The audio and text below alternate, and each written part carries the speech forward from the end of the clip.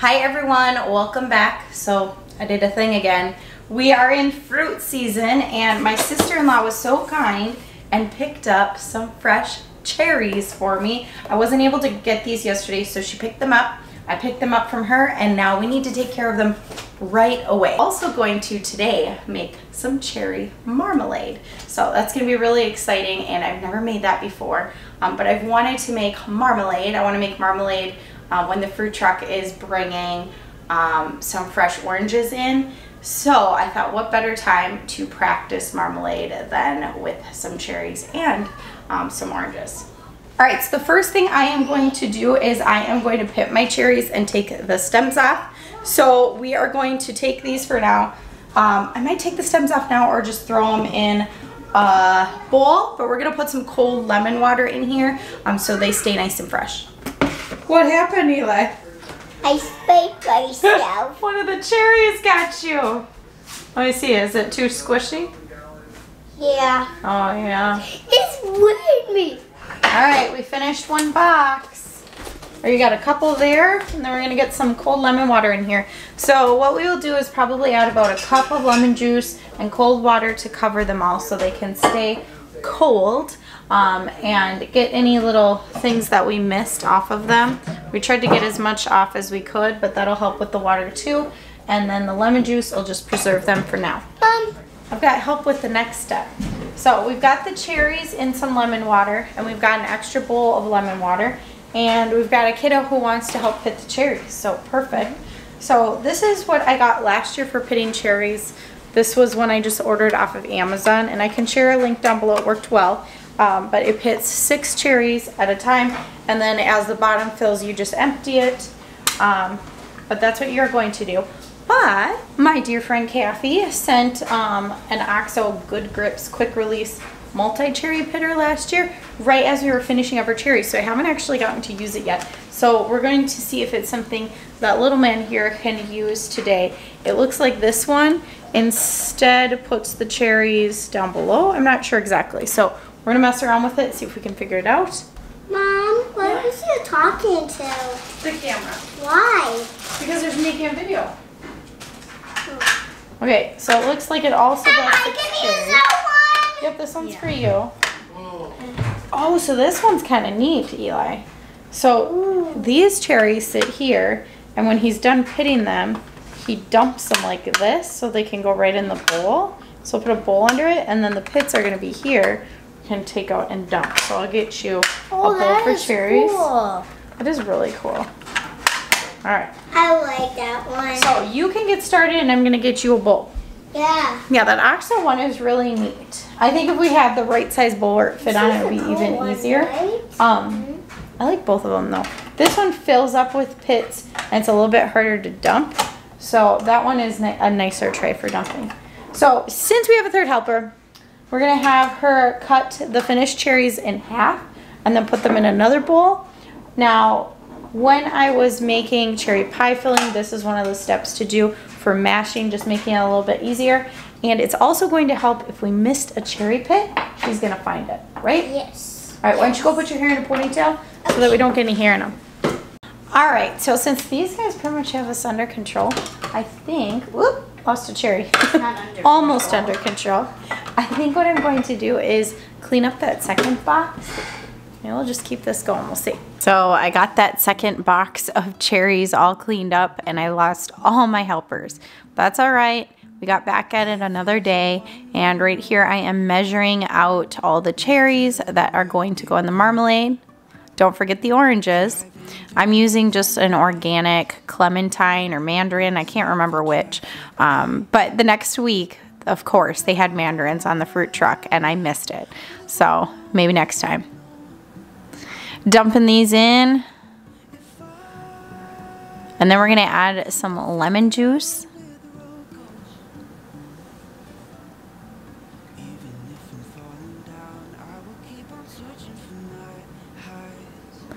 Getting it heated up, and last but not least, we have to measure out the sugar.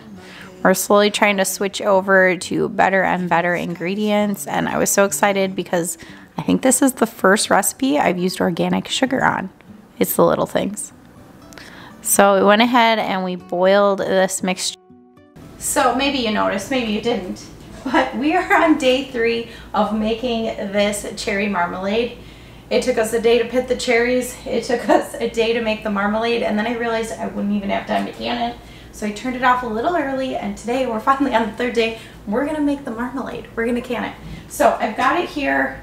I didn't finish cooking it, so I'm gonna turn it on now. I need to heat it up to a boil and cook it a little bit more so it's syrup-like. All right, so while that is going, we're gonna get our canner all set up. I did most of this earlier today, so I've got 3 quarts of filtered water in here, and then I've got jelly jars. I was able to fit 9, I believe, 9 of these half pints. So this recipe is for half pints, and I doubled the recipe, so it should theoretically be 8 half pints, but since I could fit an extra one in there, I went ahead and put it in, because worst case I don't use it, but if I'm gonna need another one, I would rather have it. So we're gonna plug this in. Today we're canning with the Presto digital canner, the electric canner. We're water bathing. This is just my favorite tool to keep from heating up the house and just make it super simple. I'll be able to do some other things around the kitchen while it's going. And the recipe I'm using for the cherry marmalade is from the Ball Complete Book of Home Preserving. Now there's a few other Ball books, but if you don't have this book or a reliable canning book, I strongly suggest using the website, the National Center for Home Food Preservation, for safe tested recipes. All right, so your jars are supposed to be half full, but I actually do fill mine a little more full so that I can reuse that warm water. So I'm gonna put my lid on. Whenever you're water bathing, you don't use a regulator, so I make sure I take that off. That's just for pressure canning. So with the Presto digital electric canner, you just turn the knob to either pressure canning or boiling water can, which is the water bathing, and then you set your time in the same way. This is gonna be for 15 minutes, and I always use at least 10 when I'm doing jams or jellies, but this recipe calls for 15 minutes. Then it says to insert my jars, which I've done. So I move on, I can push this or the play button, and then it's gonna warm these up so that when I'm ready with my cherry marmalade, I'll be able to fill the jars because they'll already be warm and ready as well. While this is cooking down is a great time to get my setup for my jars. So I've got some rings, some flats washed up and ready, and just all the utensils I'm going to need. A funnel, I think I need something to pour with yet, I forgot that. My scooper, I'm just using a shish kebab stick today for debubbling, and a rag with vinegar on it. Now I'm looking for this to cook down and gel. So to test, I just kind of stir it around and I see how it falls off of my spoon. So right now it's just kind of dripping, like the very beginning of like a jelly stage. All right, we're getting closer. You can see it drip off now. Taking a little bit more effort. A little while longer. All right, I think we've got it to the right stage. Oh, even the fruit is sticking now. A little more jelly-like. All right, we're gonna start ladling this up. I'm gonna turn it off. I'm gonna turn it off and try to scoop out some of this foam that's on top, and then we'll start jarring it up.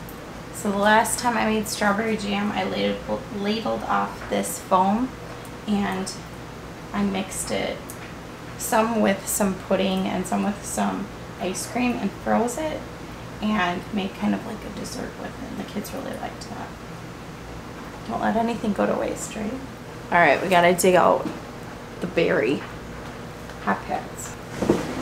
All right, so fill jars it says, and since our marmalade is ready to be filled, we're gonna do just that.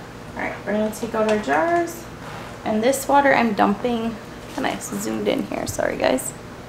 This water I'm dumping right back in the pot. Since we're water bathing, you need 1 inch above your jars to do so. All right, so you wanna make sure you are jarring everything up really quickly while our marmalade is still hot, because otherwise you have more of a chance of siphoning when you're canning. So we're gonna leave a 1/4 inch headspace. Oh my gosh, this stuff is so thick.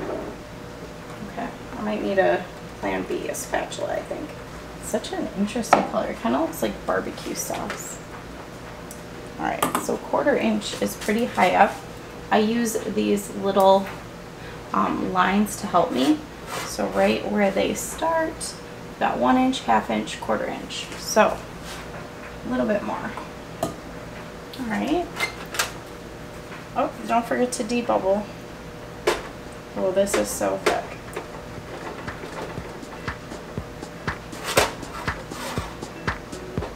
We're gonna clean the rim of our jar.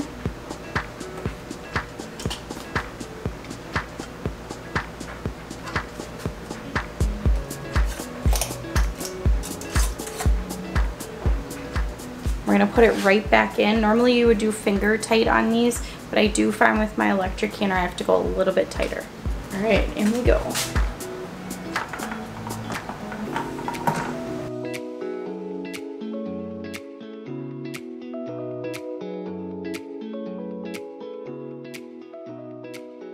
So I'm just gonna check that this is 1 inch, and I know it's not because we didn't fill nearly as many jars.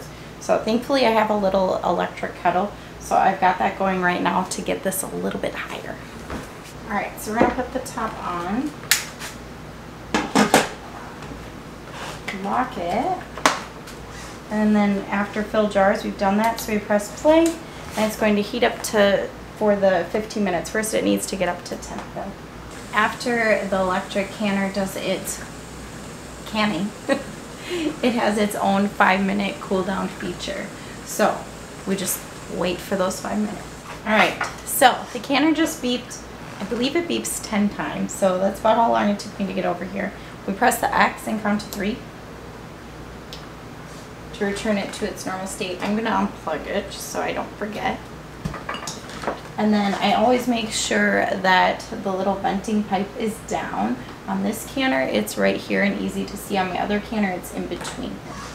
So it is down.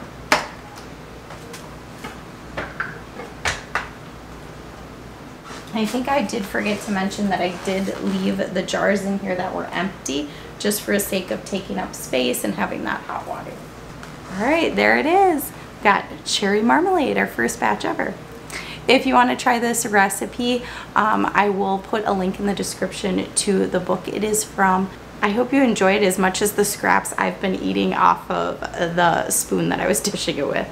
But if you have lots of cherries to use up, you can also try the cherry pie filling recipe I did last year. I have a video on it right here, and it was absolutely delicious. It's more of a cherry dessert topping from National Center for Home Food Preservation. It was absolutely wonderful.